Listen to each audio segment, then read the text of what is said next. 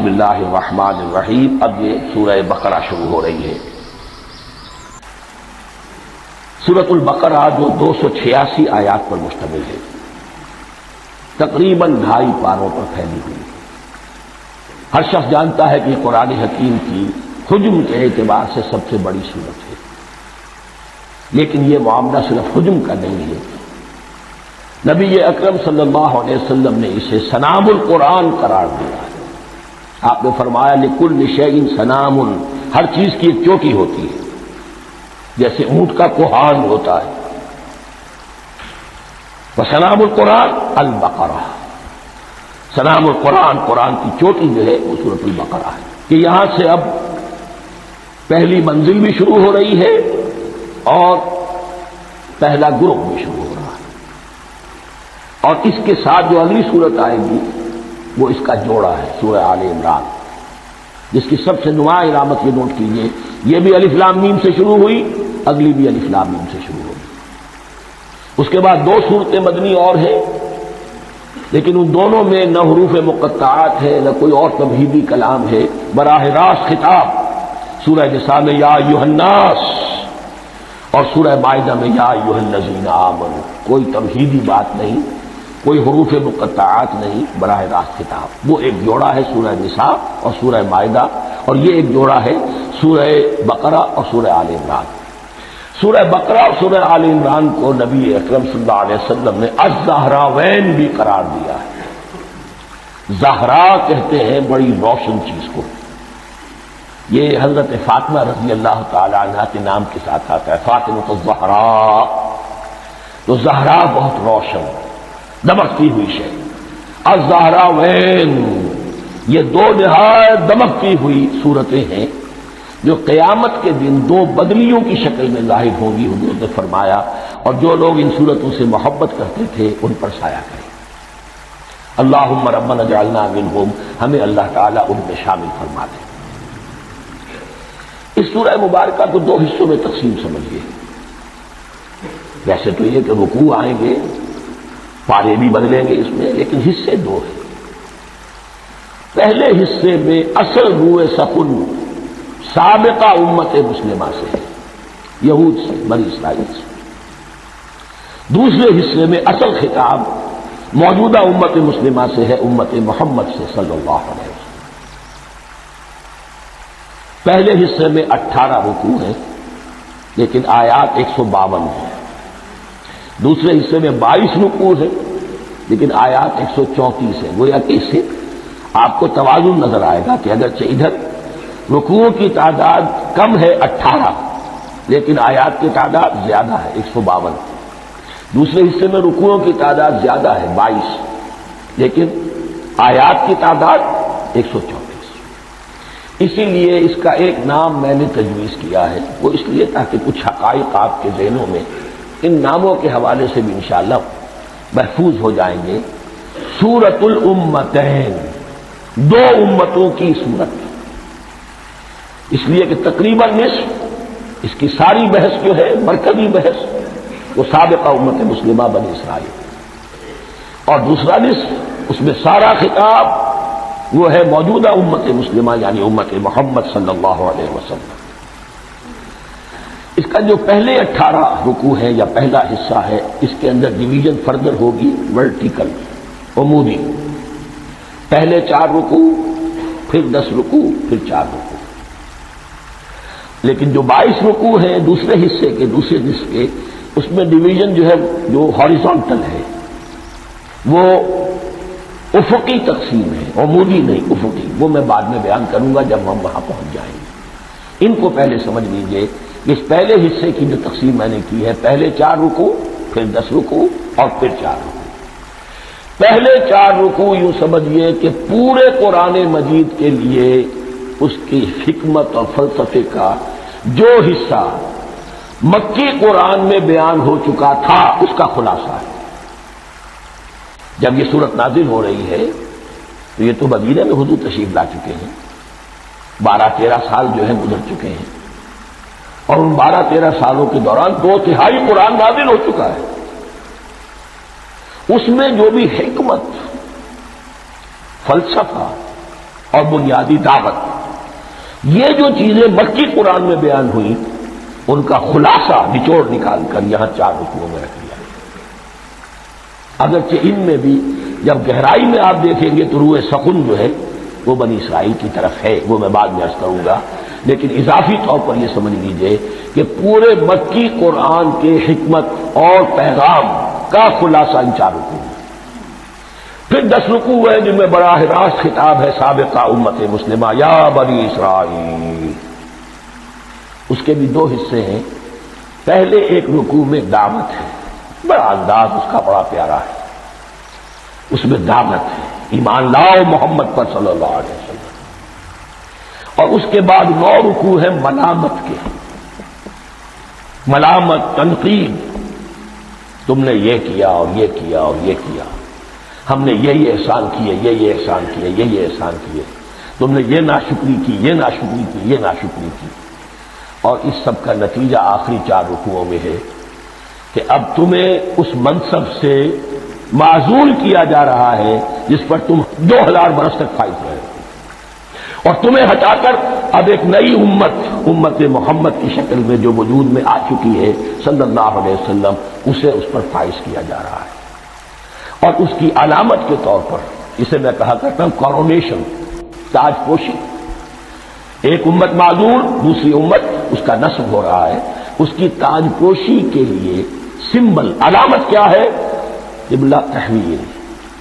وہ قبلہ یروشلم سابقہ امت کا قبلہ اب ادھر رخ نہیں ہوگا، اب اہل توحید کا قبلہ یہ مکے کی طرف ہوگا، بیت اللہ کی طرف ہوگا. تو تحویل قبلہ کا مضمون ہے جو ان 4 رکوعوں میں آتا ہے. تو یہ میں نے تھوڑی سی تمہید جو ہے آپ کے سامنے رکھ دی ہے. اب بسم اللہ کیجیے. بسم اللہ الرحمن الرحیم. الف لام میم. الف لام میم یہ حروف مقطعات ہیں، یہ علیحدہ علیحدہ پڑھے جاتے ہیں، علم نہیں پڑھ سکتے اس کو. الف لام میم، ہا میم ہے، ہا علیحدہ میم علیحدہ، اگرچہ لکھے ہوئے ہوتے ہیں جڑے ہوئے. کاف ہا یا عین صاد لکھے ہوئے جڑے ہوئے پڑھے جائیں گے علیحدہ علیحدہ، قطع علیحدہ کرنا. تو حروف مقطعات ان کے بارے میں ایک بات تو جو ہے اجماعی ہے، سب کے نزدیک مسلم ہے. ان کا کوئی حتمی مفہوم اور ان کے حتمی معنی کسی کو معلوم نہیں سوائے اللہ اور اس کے رسول کے. اس معنی میں یوں بھی کہا گیا یہ کوڈ ورڈز ہیں، جیسے کہ کوئی میسیجز جو ہیں ادھر ادھر بھیجے جاتے ہیں، سیکرٹ میسیجز تو کچھ کوڈ ورڈز ہوتے ہیں جس سے سمجھ میں آتا ہے کہ یہ بات واقعتاً صحیح سورس سے آ رہی ہے، واللہ عالم. لیکن اس کا کوئی مفہوم اور اس کے معنی جو ہیں وہ اتفاق اس پر ہے، اگرچہ بعض حضرات نے کچھ اپنی سی کوشش کی ہے، کچھ مفہوم جو ہے بنانے کی وہ اپنی جگہ پر ہے. لیکن یہ کہ کسی حضرت عبداللہ ابن عباس رضی اللہ تعالی عنہما نے بعض ایسی کوششیں کی ہیں، لیکن ان کی رائے کو بھی ان کی ذاتی رائے سمجھا گیا ہے، امت نے اسے قبول نہیں کیا. اجماع اور کنسنسس اسی پر ہے کہ اس کے معنی اور مفہوم کسی کو معلوم نہیں سوائے اللہ اور اس کے رسول کے. البتہ بعض چیزیں ایسی ہیں کہ وہ اگر نوٹ کر لی جائیں تو شاید آئندہ اس میں کچھ راز کھلنے کے امکانات پیدا ہو جائیں. دیکھیے عربی زبان کے جو الفابیٹس ہیں ان کی تعداد 29 ہے یا 28 ہے، میں بتا چکا ہوں. الف اور حمزہ کو ایک سمجھے تو 28 ورنہ 29. پہلی بات یہ نوٹ کیجئے قرآن حکیم کی 114 سورتوں میں سے 29 سورتوں میں ان کے شروع میں یہ حروف مقطعات آئے ہیں. دوسری بات یہ کہ اس میں 28 کا حصہ کیجئے تو 14 استعمال ہوئے، 14 نہیں استعمال ہوئے، بالکل آدھی تعداد استعمال ہوئی. تیسرے یہ کہ جو شروع اور آخر اور درمیان 3 حصوں میں تقسیم کر دیجئے آپ، 9 9 9 پلواڑی 27، ایک طرف 10 رہ جائیں گے. پہلے حصے میں سے بہت کم حروف لیے گئے، بہت کم. آخری حصے کے تقریباً تمام حروف ہیں تقریباً. درمیانی حصہ وہ ہے کہ جس میں آپ نے دیکھا ہے کہ عربی میں جوڑوں کی شکل میں ہے، صاد ضاد، فرق کیا ہے نقطے کا، سین شین فرق کیا ہے نقطوں کا، را زا فرق کیا ہے نقطے کا.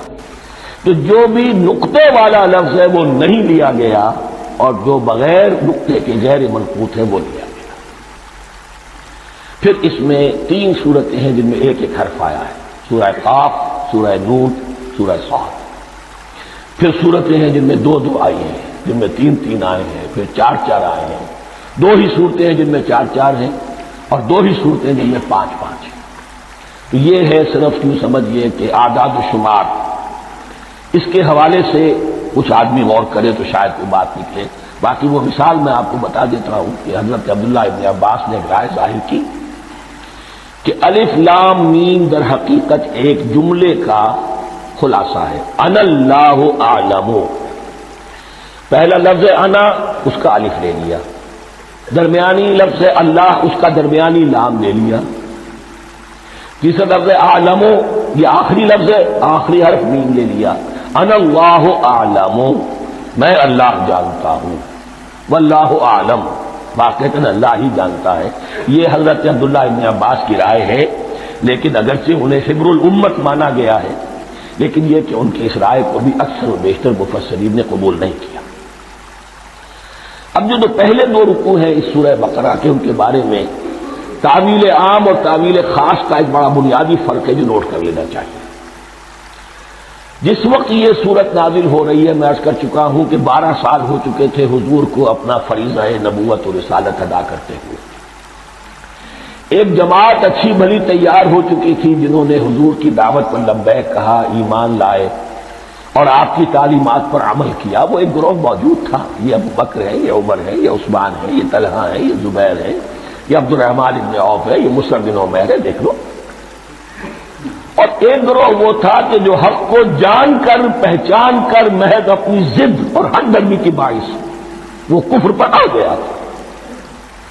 اور اب ایک تیسرا گروہ پیدا ہو رہا تھا مدینے میں آ کر، وہ ابھی ایمبریونک سٹیج میں ہے کہ جو داعی ہے، مدعی ہے کہ ہم مانتے ہیں لیکن حقیقت میں نہیں مانتے۔ یہ تین قسم کے گروہ دنیا میں ہمیشہ پائے جائیں گے، ہمیشہ۔ اب اسے میں اس کو لا رہا ہوں تعویل عام کی طرف۔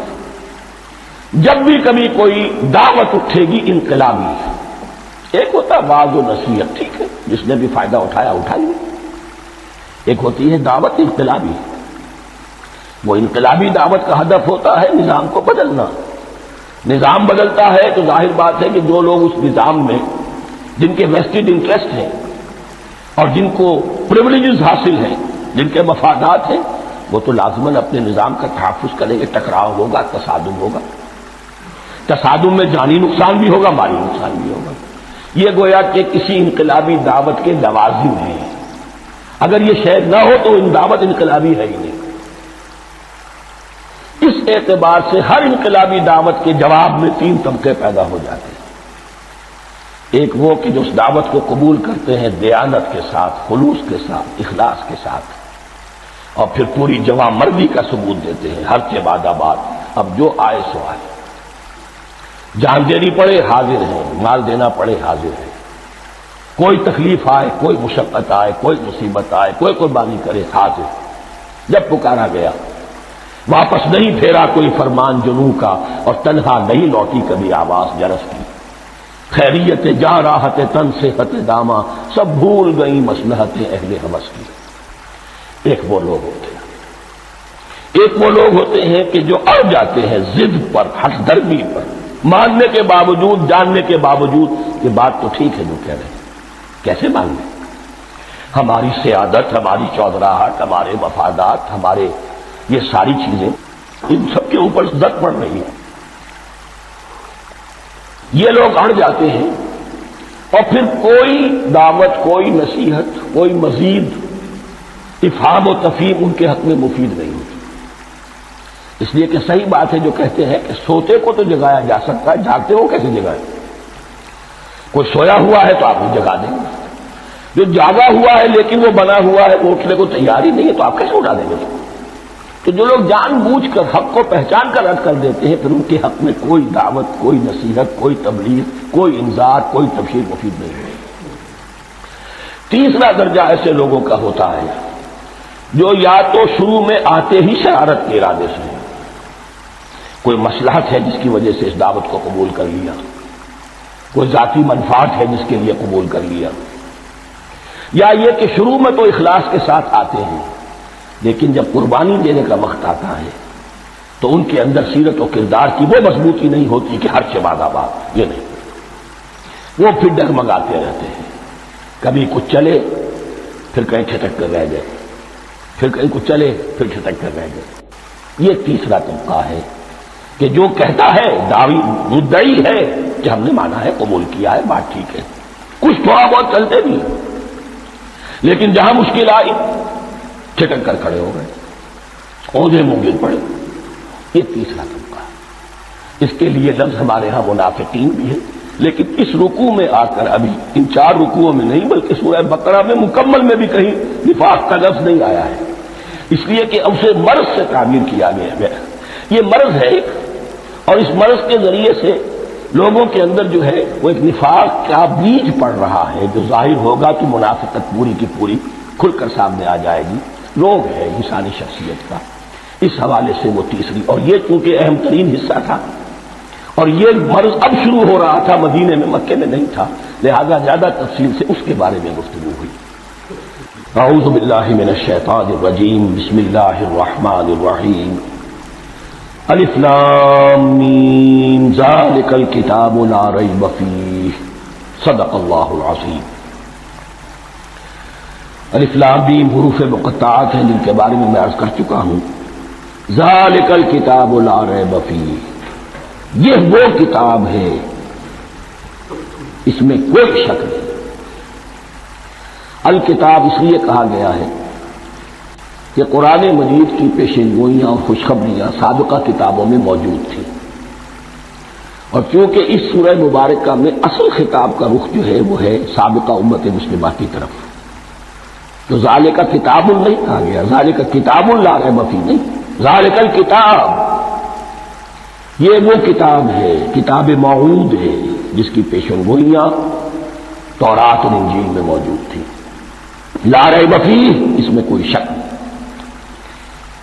حرف اورا ریب نئے، تبدیل نئے، یہی الفاظ آئے ہیں سورہ سجدہ کے شروع میں بھی، الف لام میم تنزیل الکتاب لا ریب فیہ رب العالمین، لا ریب فیہ من رب العالمین، فیہ ھدی للمتقین، فیہ دونوں طرف مل سکتا ہے، لا ریب فیہ اسے معانقہ کہتے ہیں، لا ریب فیہ پڑھیں گے تو ھدی سے شروع کر دیں گے، لا ریب پر ختم کر دیں گے تو فیہ ھدی للمتقین، یہ دونوں معنی درست ہوں گے۔ آپ کو مل جائے گا جو قرآن شریف لے کر بیٹھے ہوئے ہیں کہ حاشیے میں معانقہ نمبر 1 لکھا ہوا ہے، معانقہ عند المتاخرین۔ ھدی للمتقین یہ ہدایت ہے، رہنمائی ہے اہل تقویٰ جو بچنا چاہیں۔ تقویٰ کا اصل مفہوم سمجھ لیجئے، بقا یقی کسی کو بچانا، تقویٰ خود بچنا۔ جن لوگوں کے اندر فطرت سلیمہ ہوتی ہے ان میں اخلاقی حس موجود ہوتی ہے، وہ بری چیز سے بچنا چاہتے ہیں، بھلی کو حاصل کرنا چاہتے ہیں، وہ لوگ ہیں کہ جو گویا کہ اس قرآن کا اصل مخاطب، وہی اس سے استفادہ کر سکیں۔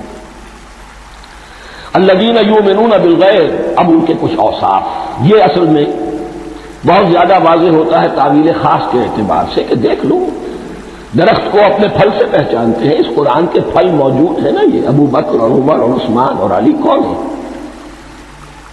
یہ جو مہاجرین آئے ہیں چل کر، مدینے والوں دیکھو یہ کون ہے، ان کی شخصیتیں کیا ہیں، ان کا کردار کیا ہے، ان کا اوصاف کیا ہے، یہ کس درخت کے پھل ہیں، یہ اس بینہ کے پھل ہیں، یہ اس ذکرہ کے پھل ہیں۔ بینہ رسول من اللہ یتلو صحفا مطہرۃ فیہا کتب قیمہ، یہ اس شجرہ مبارکہ کے پھل ہیں، دیکھ لو ان کے کیا شب و روز ہیں، الذین یؤمنون بالغیب، جو غیب پر ایمان رکھتے ہیں۔ تعویل عام کے اعتبار سے اس کا بہت اہم مفہوم ہوگا، جو یہ طے کر لے کہ سوائے مادے کی دنیا کے مجھے اس سے آگے جانا ہی نہیں، unless I can verify۔ آپ کو معلوم ہے کہ میٹیریل جو حقائق ہے وہ تو آپ ویریفائی کر سکتے ہیں، آنکھ سے دیکھ سکتے ہیں، کان سے سن سکتے ہیں، ویریفائڈ ہے۔ جو یہ سمجھ لے گا کہ اس کے بیونڈ کچھ نہیں ہے، اس کے لیے قرآن میں کوئی ہدایت نہیں۔ ہدایت قرآنی کا نقطہ آغاز یہ ہے کہ انسان یہ سمجھ لے کہ جو اصل حقیقت ہے وہ مستور ہے، نگاہوں سے چھپی ہوئی ہے، سامنے جو کچھ نظر آ رہا ہے ایک انگلستان کے بہت بڑے فلسفی کی کتاب کا عنوان ہے appearance and reality, reality and appearance, Bradley کی کتاب۔ اپیئرنس جو کچھ نظر آ رہا ہے یہ حقیقت نہیں، حقیقت اس کے پیچھے ہے۔ اور کنفیوشس کا ایک جملہ ہے جو بہت بڑا حکیم اور فلسفی تھا چین کا، بہت بڑا حکیم اور فلسفی، اور ہو سکتا ہے کہ نبی ہو، واللہ عالم، ہم کہہ نہیں سکتے۔ اس کی تعلیم بڑی اخلاقی تعلیم ہے، اور اس کا جملہ سنیے، یہ یؤمنون بالغیب کی اس سے زیادہ صحیح تصریح ممکن نہیں ہے۔ There are certain things, there's nothing more real than what cannot be seen, and there's nothing more certain than what cannot be heard. وہ حقائق جو آنکھوں سے نہیں دیکھے جا سکتے اور کانوں سے نہیں سنے جا سکتے، ان سے زیادہ یقینی اور واقعی حقائق اور کوئی نہیں۔ There's nothing more real than what cannot be seen, and there's nothing more certain than what cannot be heard. الذین یؤمنون بالغیب ویقیمون الصلاۃ، نماز قائم کرتے ہیں، ومما رزقناہم ينفقون، اور جو کچھ ہم نے انہیں دیا ہے اس میں سے خرچ کرتے ہیں، خیر میں، بھلائی میں، نیکی میں، ابناء نو کی حاجات کو رفع کرنے میں، لوگوں کی تکلیفیں دور کرنے میں، خود اللہ کے لیے، اللہ کی رضاجوئی کے لیے، اللہ کو قرض حسنہ دیتے ہوئے۔ والذین یؤمنون بما انزل الیک وما انزل من قبلک، اور وہ کہ جو ایمان رکھتے ہیں اس پر بھی جو آپ پر نازل کیا گیا ہے محمد صلی اللہ علیہ وسلم، اور اس پر بھی کہ جو آپ سے پہلے نازل کیا گیا۔ یہ بہت اہم الفاظ ہے، اس لیے کہ عام طور پر آج کل ہمارے ہاں یہ خیال پھیلا ہوا ہے کہ یہ تورات اور انجیل کے پڑھنے کا کوئی فائدہ نہیں، کوئی ضرورت نہیں، کوئی ضرورت نہیں کی حد تک تو شاید بات صحیح ہو، لیکن کوئی فائدہ نہیں، یہ بالکل غلط ہے۔ یہ ابتدا ہے قرآن کی، اور کس قدر اہتمام کے ساتھ کہا جا رہا ہے، ایمان صرف قرآن پر نہیں، اس پر بھی کہ جو اس سے پہلے نازل کیا گیا۔ اور سورہ نساء کی آیت، اور سورہ نساء نازل ہوئی ہے کہیں جا کر سن 6 ہجری میں، یا ایھا الذین آمنوا آمنوا باللہ ورسولہ والکتاب الذی نزل علی رسولہ والکتاب الذی انزل من قبل۔ تو اس سے ایمان جو ہے تورات پر اور انجیل پر اور زبور پر اور صحف ابراہیم پر، اجمالی ایمان کی جو اہمیت ہے اس کو اچھی طرح سمجھ لیجیے۔ البتہ یہ ہے کہ چونکہ ہم سمجھتے ہیں اور جانتے ہیں کہ ان کتابوں میں تحریف ہو گئی ہے، لہذا ان کتابوں کی کوئی شے قرآن پر حجت نہیں ہوگی، جو چیز قرآن سے ٹکرائے گی ہم اس کو رد کر دیں گے، ان کتابوں کی کسی شے کو دلیل کے طور پر نہیں لائیں گے۔ لیکن جہاں قرآن مجید کی کسی بات کی نفی نہ ہو رہی ہو تو بہت سے حقائق ہمیں ان کتابوں ہی سے ملتے ہیں۔ انبیاء کے مابین جو زمانی ترتیب ہے، کرونالوجیکل آرڈر جو ہے، وہ تو ہمیں تورات سے ملتا ہے، قرآن میں تو نہیں۔ قرآن میں کبھی حضرت نوح کا ذکر بعد میں ہے، حضرت موسیٰ کا پہلے، وہ وہاں تو کسی اور پہلو سے ترتیب آتی ہے، لیکن وہاں ہمیں تاریخ ملتی ہے ابراہیم کی، اسحاق کی، یعقوب کی، انبیاء بنی اسرائیل کی، موسیٰ کی، عیسیٰ کی، یہ ساری چیزیں۔ تو اس کی اہمیت جو ہے اس کو سمجھ لیجئے۔ والذین یؤمنون بما انزل الیک وما انزل من قبلک وبالآخرۃ هم یوقنون، آخرت پر وہ یقین رکھتے ہیں۔ نوٹ کرنے والی بات کیا ہے کہ باقی سب چیزوں کے لیے لفظ ایمان آیا، آخرت کے لیے ایقان کیوں؟ واقعہ یہ ہے کہ انسان کے عمل کے اعتبار سے سب سے زیادہ مؤثر شے ایمان بالآخرہ ہے۔ ایمان بالآخرہ ہے تو عمل سیدھا رہے گا کہ ہاں مجھے جواب دہی کرنی ہے، جانا ہے، اٹھنا ہے، اللہ کے حضور حاضری ہے۔ اگر یہ یقین ہے تو عمل صحیح ہوگا۔ اس میں کمی ہو گئی تو توحید جو ہے وہ بھی بس ایک عقیدہ، ایک ڈوگما بن کے رہ جائے گی۔ ایمان بالرسالت بھی بدعات کو جنم دے گا، عید میلاد نبی منا لیجئے اور کچھ عشقیہ اشعار کہہ دیجئے، نعتیہ اشعار کہہ دیجئے، اللہ اللہ خیر صلی اللہ، یہ ایمان بالرسالت کے مظہر ہوگا۔ عمل انسان کا درست ہوتا ہے آخرت کے یقین کے ساتھ۔ وبالآخرۃ هم یوقنون، آخرت پر انہی کا یقین ہے، انہی کا یقین ہے۔ یہ حصر بھی ہے اس اعتبار سے کہ یہودی میں مدعی تھے کہ ہم آخرت پر یقین رکھتے ہیں، یہاں کنٹراسٹ دکھایا جا رہا ہے، آخرت پر یقین رکھنے والے یہ لوگ ہیں، اور تعویل خاص کے اعتبار سے وہ لوگ موجود ہیں تمہاری نگاہوں کے سامنے۔ 13 برس کی محنت کی کمائی محمد رسول اللہ صلی اللہ علیہ وسلم کی اس کتاب کی، یتلو علیہم آیاتہ ویزکیہم ویعلمہم الکتاب والحکمہ، اس کا جو نتیجہ ہے وہ تمہارے سامنے۔ اولئک علی ھدی من ربہم، یہ وہ لوگ ہیں جو اپنے رب کی طرف سے ہدایت پر ہیں۔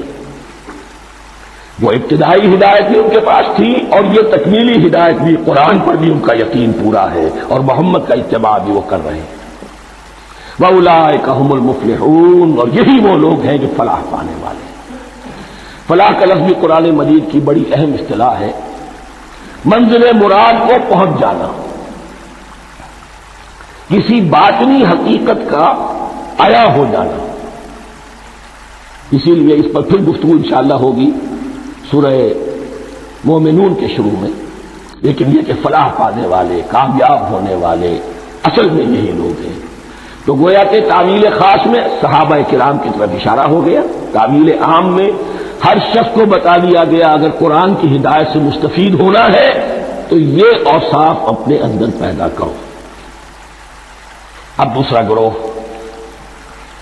ان الذین کفروا سواء علیہم انذرتہم ام لم تنذرہم لا یؤمنون، یقیناً جن لوگوں نے کفر کیا، اور یہاں مراد کیا ہے؟ جو کفر پر اڑ گئے ہیں۔ اس کو ہم تعویل عام میں نہیں لے سکتے، اس لیے کہ اگر تو ہم اس کو عام میں لے لیں گے تو اس کے معنی تو یہ ہوں گے جس شخص نے کسی وقت کفر کیا اب وہ ہدایت پر آ ہی نہیں سکتا، نہیں، یہ بات نہیں۔ کوئی کفر میں ہے، وہ غالطے کی بنا پر ہے، عدم توجہی کی بنا پر ہے، حق اس پر واضح نہیں ہوا ہے اس لیے ہے، تو آپ اسے سمجھائیں گے، انذار و تبشیر سے اسے فائدہ ہو جائے گا، واضح و نصیحت سے اسے فائدہ ہو جائے گا۔ ایک وہ ہے کہ جو حق کو سمجھ کر، پہچان کر اور پھر اڑ گئے، ضد کی وجہ سے، ہٹ دھرمی کی وجہ سے، تعصب کی وجہ سے، تکبر کی وجہ سے، حسد کی وجہ سے۔ ان الذین کفروا، ایسے لوگوں کا معاملہ کیا ہے؟ سواء علیہم انذرتہم ام لم تنذرہم لا یؤمنون، برابر ہے ان کے لیے، خواہ آپ انہیں سمجھائیں خواہ نہ سمجھائیں، ڈرائیں نہ ڈرائیں، انذار فرمائیں نہ کریں، لا یؤمنون، وہ ایمان لانے والے نہیں۔ وہی بات جو میں نے کہی تھی کہ سوتے کو جگایا جا سکتا ہے، جاگتے کو کیسے جگائیں؟ ختم اللہ علی قلوبہم وعلی سمعہم وعلی ابصارہم غشاوہ،